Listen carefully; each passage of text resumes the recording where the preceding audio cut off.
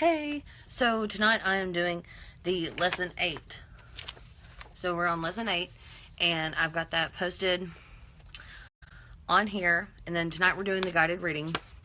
I want to try and do lesson 8 guided reading and lesson 9 guided reading tonight. Because, today I just got all fired up. And I've got stuff I want to write about. And I think it's very pertinent that I get these lessons done. So anyway, and then there's only 10 lessons, y'all. So once we get through 8 and 9 guided reading, the only thing we have is left is number 10, and then we're done. And then if people come back and show enough interest in wanting to have like a group discussion about it, just holler at me on my website, www.southernfriedsocialist.com, and we can get that arranged, because change is uncomfortable, but the only time you're ever actually learning or changing is when you're uncomfortable. So tonight is lesson 8 on the new Jim Crow. I'm using Teaching Tolerance, their guide, or their lesson plan to the new Jim Crow by Michelle Alexander. And if I do have the links to the author reading her book on my website, and tonight's just the guided reading, which is the juice of the chapter. So here we go. Chapter 4, The Cruel Hand. Today, a criminal freed from prison has scarcely more rights and arguably less respect than a freed slave or black person living free in Mississippi at the height of Jim Crow. Those released from prison on parole can be stopped and searched by police for any reason, or no reason at all, and returned to prison for the most minor infractions, such as failing to attend a meeting with a parole officer. Even released from the system's formal control, the stigma of criminality lingers. Police supervision, monitoring. I know I'm blessed with sounding like Jed Clampett.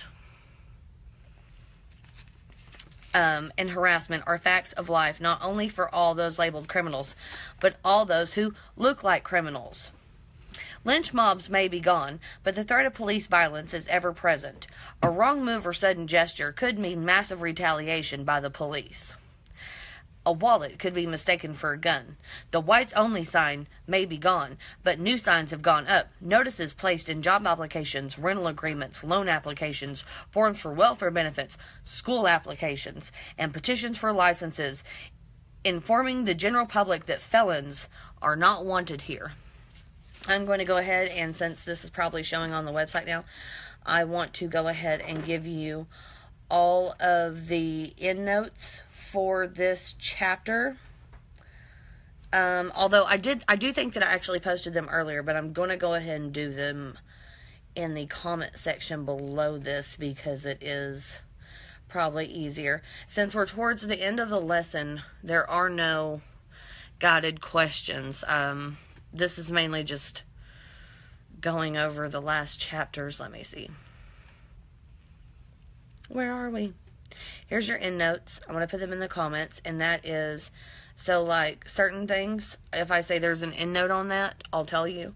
But otherwise, if you have questions about something, you are able to look it up, and there we go. Got the endnotes on there. Did they show up? I hope they did. Okay, so we have the endnotes. Criminals, it turns out, are the one social group in America we have permission to hate. Like the coloreds in the years following emancipation, criminals today are deemed as characterless and purposeless people, deserving of our collective scorn and contempt. Hundreds of years ago, our nation put those considered less than human in shackles. Less than 100 years ago, we regulated them to the other side of town, and today we put them in cages. Once released, they find that a heavy and cruel hand has been laid upon them. No place like home. The first question on the minds of many released prisoners as they take their steps outside of prison gates is where they will sleep at that night. Figuring out how exactly to do that is not an easy task. However, when your felony record operates to bar you from any public housing assistance, how exactly to do that is no easy task. However, when your felony record operates to bar you from any public housing assistance.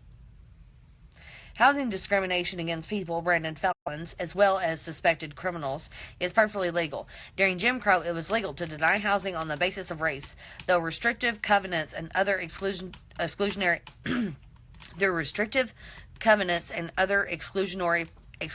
practices.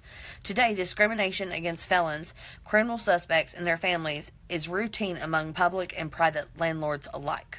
Remarkably, under current law, an actual conviction or finding of a formal violation is not necessarily a trigger of trigger exclusion. Maybe my mouth is dry.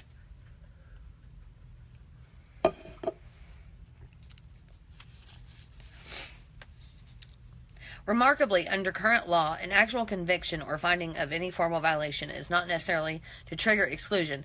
Public housing officials are free to reject applicants simply on the basis of arrest, regardless of whether they result in convictions or fines. Because African Americans and Latinos are targeted by police in the drug wars, or the war on drugs. It is far more likely that they will be arrested for minor nonviolent crimes. According to HUD, Housing and Urban Development Department, policies excluding people from housing assistance based on arrest, as well as convictions, guarantee highly discriminatory results. Perhaps no aspect of the HUD regulatory regime has been as controversial, however, as the no-fault clause contained in every public housing lease. Public housing tenants are required to do far more than simply pay their rent on time, keep the noise down, and make sure their homes are kept in good conditions. The one strike and you're out policy requires every public housing lease to stipulate that if the tenant or any member of the tenant's household or any guest of the tenant engages in any drug-related or criminal activity on or of the premises, the tenancy will be terminated. The U.S. Supreme Court ruled in 2002 that under federal law, public housing tenants can be evicted regardless of whether they had acknowledged of or participated in alleged criminal activity. According to the court, William Lee and Barbara Hill were rightfully evicted after their grandsons were charged with smoking marijuana in the parking lot near their apartments. Herman Walker was properly evicted as well, after police found cocaine on his caregiver. Pearlie Rucker was rightfully evicted following the arrest of her daughter for possession of cocaine a few blocks from home. No one knows exactly how many people are excluded from public housing because of criminal records, or even the number of people with criminal records who would be ineligible if they applied. We do know, however, that roughly 65 million people have criminal records, including tens of millions of Americans who have been arrested but never convicted of any offense, or convicted only of minor misdemeanors, and they too are routinely excluded from public housing. What happens to these people denied housing assistance or evicted from their homes? Where do they go? Thousands of them become homeless. A study conducted by the McCormick Institute of Public Affairs found that nearly a quarter of guests in homeless shelters had been incarcerated within the previous year. People who were unable to find somewhere to live after release from prison walls. Boxed in. Aside from figuring out... Got a kid. Aside from figuring out where to sleep, nothing is more worrisome for people leaving prison than figuring out where to work. Some of the pressure to find work comes directly from the criminal justice system. According to one survey of state parole agencies, 40 of the 51 jurisdictions surveyed, the 50 states of the District of Columbia required parolees to maintain gainful employment. Failure to do so could mean more prison time. After our last chapter, and we pretty much said that they discriminated because of check the box, how are you supposed to be gainfully employed if no one will hire you?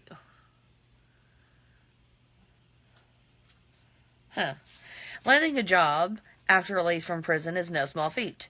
I've watched the discrimination experienced firsthand when you have to check the box, says Susan Burton, a formerly incarcerated woman who has dedicated her life to providing women released from prison the support necessary to reestablish themselves in the workforce. The box she refers to is the question on job applications, in which applicants are asked to check yes or no if they have ever been convicted of a crime. It's not only on job applications, Burton explains. It's on housing. It's on school applications. It's on welfare applications. It's everywhere you turn. Nearly every state allows private employers to discriminate on the basis of past criminal convictions. In fact, employers in most states can deny jobs to people who were arrested but never convicted of any crime. Only 10 states prohibit all employers and licensing agencies from considering arrests, and 3 states prohibit some employers and occupational and licensing agencies from doing so. For most people coming out of prison, a criminal conviction adds to their already problematic profile. About 70% of offenders and ex-offenders are high school dropouts, and according to at least one study, about half are functionally illiterate. Many offenders are tracked for prison at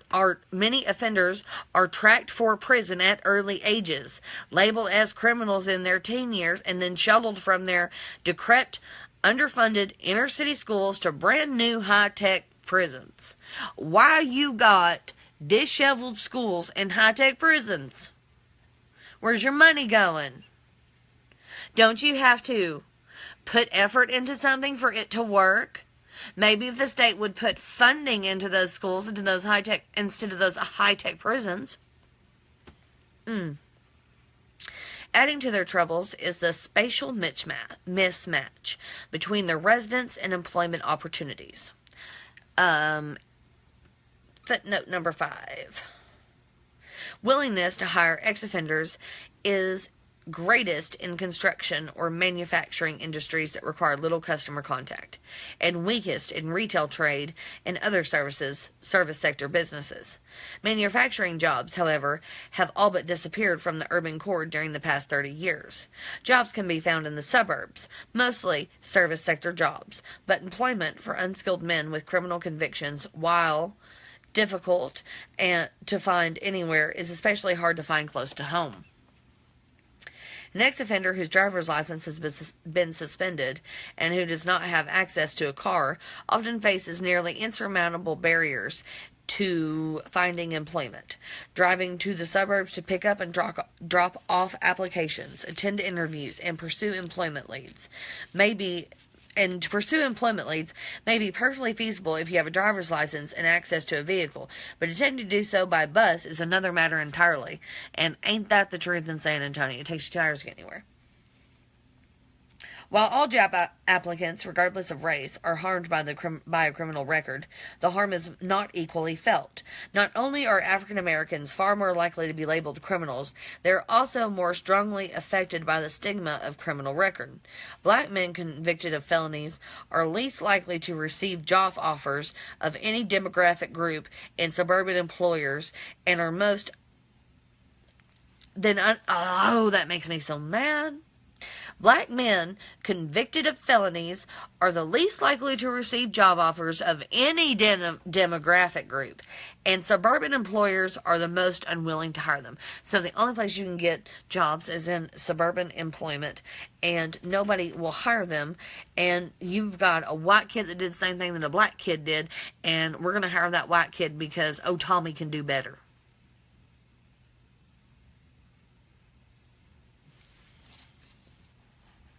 In an effort to address the rampant joblessness among black men labeled criminals, a growing number of advocates in recent years have launched Ban the Box campaigns.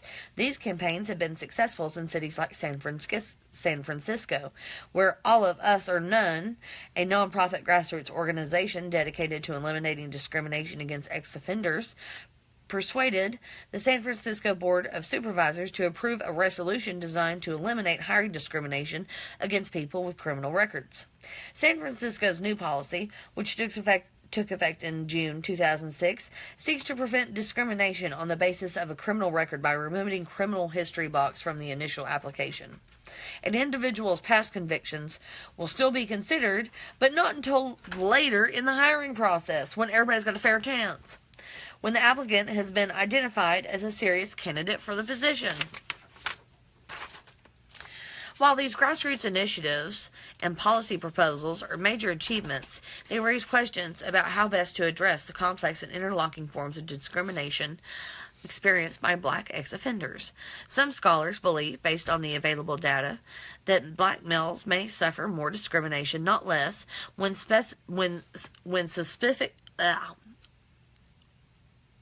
criminal history information is not available. Because the association of race and criminality is so pervasive, employers may use less accurate and discriminatory methods to screen out those perceived to be likely criminals.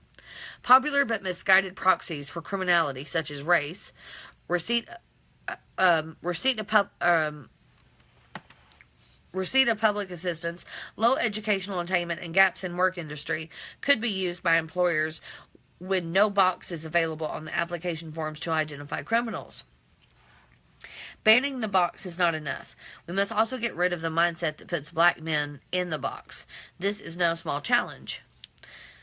A recent study by the National Employment Law Project, NELP, suggests that many employers refuse to consider people with criminal records for a wide range of jobs, despite the fact that the Equal Employment Opportunity Commission, EEOC, has advised employers that those bans may be illegal. Nope. Study of Craigslist.com, which operates in more than 400 geographic areas, found that employers blatantly violated EEOC guidelines. Hundreds of ads precluded consideration of individuals with criminal conviction histories, for example. Okay, so basically, equal employment opportunity means that everybody has an equal chance at that job. Okay, so people are automatically not being even considered because of implicit bias.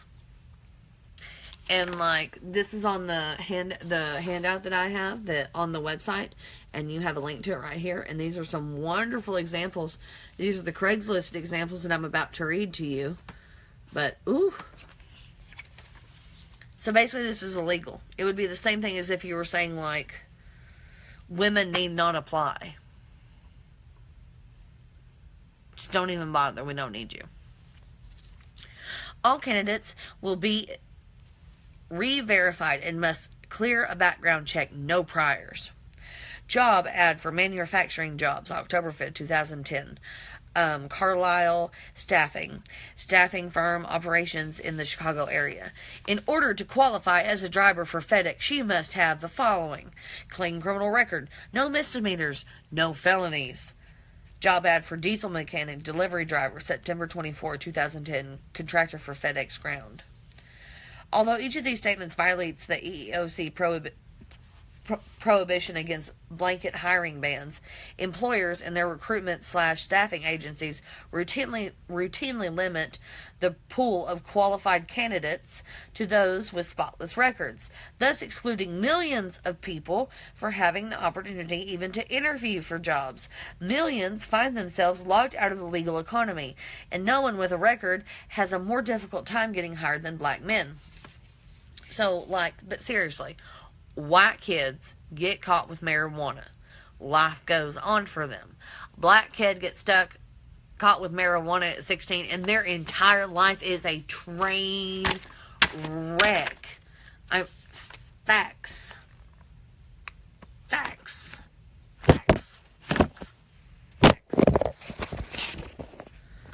Oh, I know I slapped you. Just the phone, though. I wouldn't really do it to you. Just my phone. My phone takes a lot of abuse. Oh, look. My friends did this for my birthday. I always take, big colorful things for my birthdays or, fun things. And I have, all my friends color it. Yay! Moving on. Debtor's prison. Throughout the United States, newly released prisoners are required to make payments to a host of agencies, including probation departments, courts, child support enforcement offices. 2/3 of people detained in jails report annual incomes under $12,000 prior to arrest. Predictably, most ex-offenders find themselves unable to pay many fees, costs, and fines. You can't pay no monies if you ain't got no monies. associated with their imprisonment, as well as their child support debts, which continue to accumulate while a person is incarcerated. Now, if you go back to some of our other stuff, it talks about how it purposely targets black men. So, like, black men are purposely being targeted and taken away from families. And if you do that for generations, like, that will cause an issue with the community. Like, kids need dads. Wives need someone to help them with all the kids. You know, like, it all plays into it. Anyway, although debtor's prison is illegal in all states, many states use the threat of probation or parole revocation as a debt collection tool. In fact, in some jurisdictions, individuals may choose to go to jail as a way to reduce their debt burdens, a practice that has been challenged as unconstitutional. Adding to the insanity, many states suspend driving privileges for missed debt payments, a practice that often causes people to lose employment, if they had it, and creates yet another opportunity for jail time. Driving with a suspended license in this regime, many people are thrown back in prison simply because they have been unable, with no place to live and no decent job, to pay back thousands of dollars of prison-related fees, fines, and child support. Let them eat cake. So here you are, a newly released prisoner, homeless, unemployed, and carrying a mountain of debt. How do you feed yourself? How do you care for your children? There's no clear answer to that question. But one thing is for sure, do not count on the government for any help at all. At all. Not only will you be denied housing, but you may as well be denied food. The Temporary Assistance for Needy Families Program, TANF, imposes a 5-year lifetime limit on benefits and requires welfare recipients, including those who have young children and lack child care, to work in order to receive benefits. In the abstract, a 5-year limit may sound reasonable, but consider this. When one is labeled a criminal, forced to check the box on application for employment and housing, and burdened by thousands of dollars in debt, is it possible that one will live on the brink of severe poverty for more than 5 years and thus require food stamps for oneself and one's family? People you don't even know. Like your neighbors that you hang out with all the time, your best friend that you hang out with all the time, your cousin that goes shopping with you. You don't know who's been on food stamps before. You don't know who needed what, when, and where. And with how people act today, nobody's going to ask for help. The 5-year limit on benefits, however, is not the law's worst feature. The law also requires that states permanently bar individuals with drug-related felony convictions from receiving federally funded public assistance. The statute does contain an opt-out provision, but as of 2010, only 13 states in the District of Columbia had opted out entirely. Most states have partially opted out, affording exceptions for people in drug treatment, for example. It remains the case, however, that thousands of people with felony drug convictions in the United States are deemed ineligible for food stamps for the rest of their lives, including pregnant women, people in treatment or recovery, people suffering from HIV and AIDS, simply because they were once caught with drugs. The silent majority. 48 states and the District of Columbia prohibit inmates from voting while incarcerated for a felony offense. Only 2 states, Maine and Vermont, go Bernie. Even though I don't know, this book was written in 2010, I don't know when he started his stuff in Bernie. Permit inmates to vote. The vast majority of states continue to withhold the right to vote when prisoners are released on parole. Even after the term of punishment expires, some states deny the right to vote for a period ranging from a number of years to the rest of one's life. No other country in the world disenfranchises people who are released from prison in a manner even remotely resembling the United States. In fact, the United Nations Human Rights Committee has charged that the U.S. disenfranchisement policies are discriminatory and violate international law. Let me read that again if you didn't get it. Hold on. Let me adjust my glasses. United Nations Human Rights Committee has charged that U.S. disenfranchisement policies are discriminatory and violate international law, if you didn't hear that the first time. The message, communicated by felon disenfranchisement laws, policies, and bureaucratic procedures, is not lost on those, such as Clinton Drake, who are effectively barred from voting for life. Drake, a 55-year-old African-American man living in Montgomery, Alabama, was arrested in 1988 for possession of marijuana. 5 years later, he was arrested again, this time for having about $10 worth of the same drug on him. Facing between 10 and 20 years in prison as a repeat offender, Drake, a Vietnam veteran and at the time a cook for a local Air Force base, took his public defender's advice and accepted a plea bargain. Under the plea bargain agreement, he would only have to spend 5 years behind bars. 5 years for 5 joints. I don't know, but if you can get 5 joints for $10, I guess it was a simpler time back then, but that's an outrageous fucking... You should not have to spend 5 years in jail for 5 fucking joints. That is ridiculous. Is that why all those all those rape kits are floating around in Texas like untested? Because y'all are worried about these like marijuana offenses? Can you worry about something that fucking matters? Excuse me. Once released, Drake found he was forbidden by law from voting until he paid his $900 in court cost, an impossible task given that he was unemployed and the low-wage job he might conceivably have had would never allow him to accumulate hundreds of dollars in savings. For all practical purposes, he would never be able to vote again.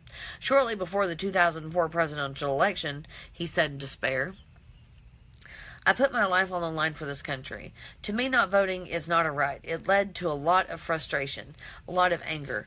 My son is in Iraq, in the army, just like I was. My oldest son, he fought in the Persian Gulf conflict. He was in the Marines. This was my baby son over there right now.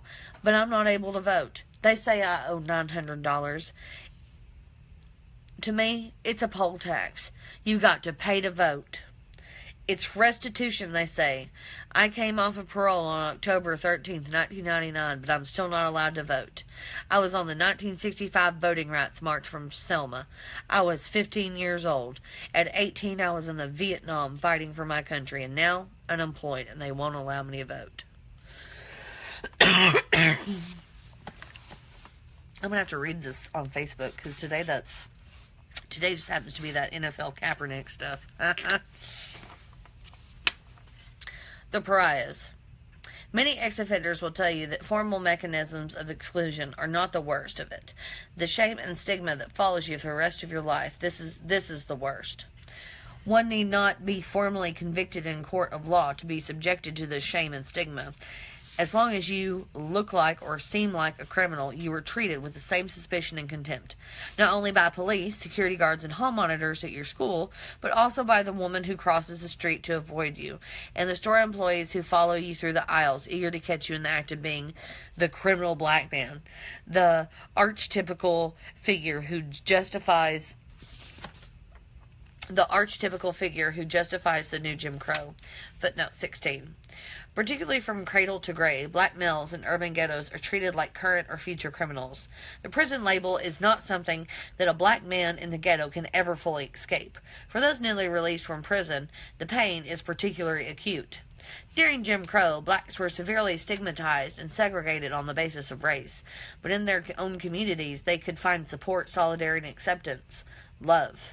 Today, when those labeled criminals return to their communities, they are often met with scorn and contempt, not just by employers, welfare workers, and housing officials, but also by their own neighbors, teachers, and even members of their own family. This is so even when they have been imprisoned for minor offenses such as possession and sale of a minor amount of drugs, young black males in their teens are often told you'll amount to nothing, or you'll find yourself back in jail just like your father. A not so subtle suggestion that a shameful deficit lies deep within them, an inherited trait, part of their genetic makeup. You're a criminal, nothing but a criminal, you're no good criminal. Ooh, footnote 17. Gangsta love. For some, the notion that black communities are severely stigmatized and shamed by criminality is counterintuitive. If incarceration in many urban areas is the statistical norm, why isn't it socially normative as well? But just because the prison label has become normal does not mean that it is generally viewed as acceptable. Poor people of color, like other Americans, indeed like nearly everyone around the world, want safe streets, peaceful communities, healthy families, good jobs, meaningful opportunities to contribute to society. The notion that ghetto families do not in fact want those things and instead are perfectly content to live in crime-ridden communities, feeling no shame or regret about the fate of their young men, is quite simply racist. The predictable response is, what about gangsta rap and the culture of violence that has been embraced by so many black youth? Is there not some reason to wonder whether the black community to some extent has lost its moral compass? It is helpful to step back and put the behavior of young black men who appear to embrace gangster culture in the proper perspective. For those black youth who are constantly followed by the police and shamed by teachers, relatives, and strangers, embracing the stigma of criminality is an act of rebellion, an attempt to carve out a positive identity in a society that offers little more than scorn, contempt, and constant surveillance. A war has been declared on young black men, and they have been rounded up for engaging in precisely the same crimes that go largely ignored in middle and upper class white communities: possession and sale of illegal drugs. For those residing in ghetto communities, employment is scarce, often non-existent. Schools located in ghetto communities more closely resemble prisons than places of learning, creativity, or moral development. And, because the drug war has been raging for decades now, the parents of children coming of age today were targets of the drug war as well. Any wonder, then, that many youth embrace their stigmatized identity as a means of survival in the new caste system? Should we be shocked that when they turn to gangs or fellow inmates for support with no viable family support should we be shocked when they turn to gangs or fellow inmates for support when no viable family supportive structure exists? After all, in many respects, they are simply doing what black people did during the Jim Crow era. They are turning to each other for support and solace in a society that despises them. The minstrel show. None of the foregoing should be interpreted as an excuse for the violence, decadence, or misogyny that pervades what has become to be known as gangster culture. The images and messages are clearly damaging. Again, though, it is useful to put commodification of gangster culture in the proper perspective. Commodification is the making of something into something that you can make money off of. If I'm going to commodify this pen, I'm going to find a way to make money off of it. If my husband knew how to play the guitar super awesome and I wanted to commodify it, I would exploit my husband's guitar playing abilities for money. Commodification. That's a vocabulary term. Oh, I forgot to tell y'all, there is vocabulary on my website. The glossary is updated with all of our new words, but if you want the words that we're going over in the lesson, definitely check out my lesson on www.southernfriedsocialist.com, and this is New Jim Crow Lesson 8.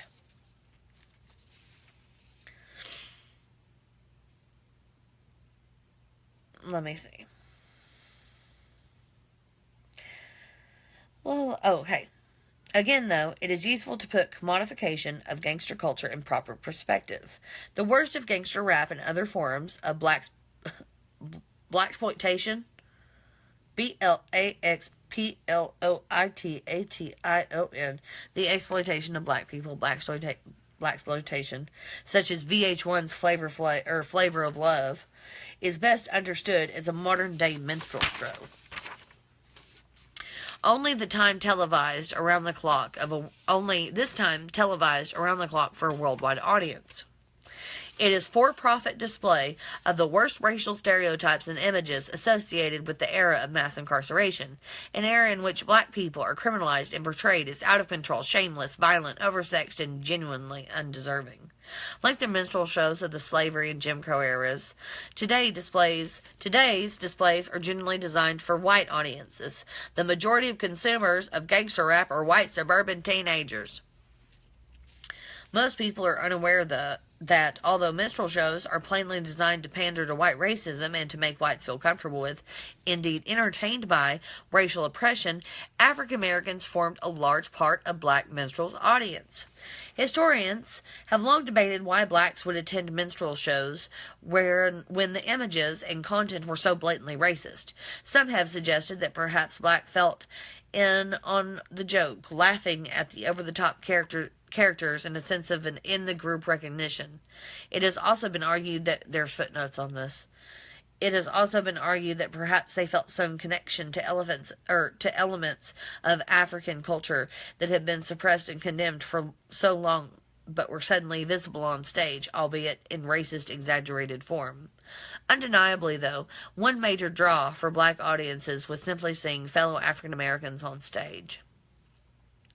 It seems likely that historians will one day look back on the images of black men in gangster rap videos with a similar curiosity. Why would these young men, who are the target of a brutal drug war declared against them, put on a show, a spectacle that romanticizes and glorifies their criminalization? Why would these young men openly endorse and perpetuate the various stereotypes that were invoked to justify their second-class status, their exclusion from mainstream society? The answers, historians may find, are not that indifferent from the answers to the minstrelsy puzzle, M-I-N-S-T-R-E-L-S-Y, minstrelsy puzzle. As a tidal wave of punitiveness, stigma, and despair washed over poor communities of color, those who were demonized not only in the mainstream press, but often in their own communities, did what all stigmatized groups do. They struggled to persevere. I'm telling you, these allergies, ever since O. Harvey, I got the sinus funk. As a tidal wave of punitiveness, stigma, and despair washed over poor communities of color, those who were demonized, not only in the mainstream press, but often in their own communities, did what all stigmatized groups do. They struggled to preserve a positive identity by embracing their stigma. Think about that statement. And, I know everybody I went to high school with had a moment. Maybe the emo stage where, cookie cutter, we've got bigger ideas than this. I'm going to lash out. But I'm trying to help. They struggled to preserve a positive identity by embracing their stigma. Gangster rap, while it may amount to little more than a minstrel show when it appears on MTV today, has its roots in the struggle for a positive identity among outcasts.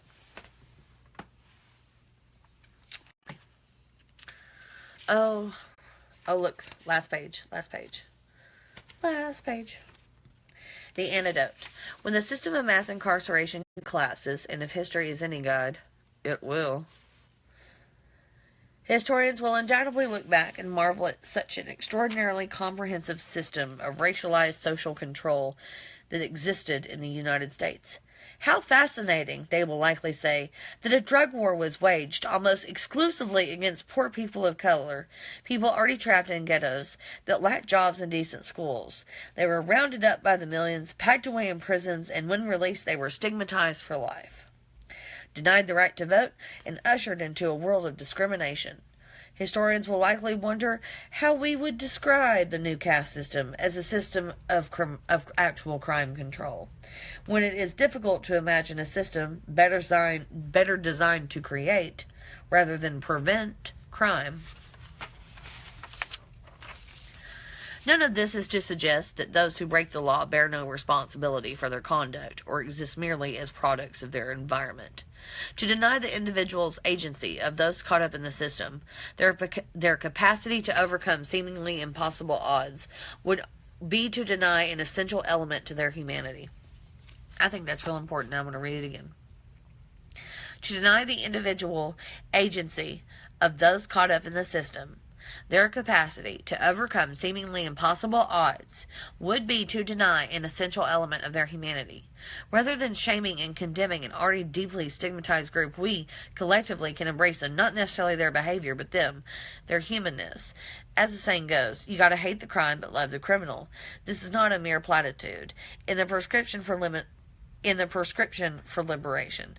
If we had actually learned to show love, care, compassion, and concern across racial lines during the Civil Rights Movement, rather than go on color blindness, mass incarceration would not exist. Let me say that again. If we had actually learned to show love, care, compassion, and concern across racial lines during the Civil Rights Movement, rather than go colorblind, mass incarceration would not exist. That is our lesson 8. I think that, yes, it's going to be super late, but I'm going to do lesson 9 tonight. So, because there's only 10 lessons. So, we just did lesson 8, and then I'm going to call that good. I'm going to do lesson 9 in about 15 minutes, but I need to go ahead and get all the links ready and my footnotes ready so that everybody has all the information they need to research if they want to. That way they don't think I'm lying to them. So anyway, I will catch you back here with lesson 9. One more lesson. Two more lessons and then we're done.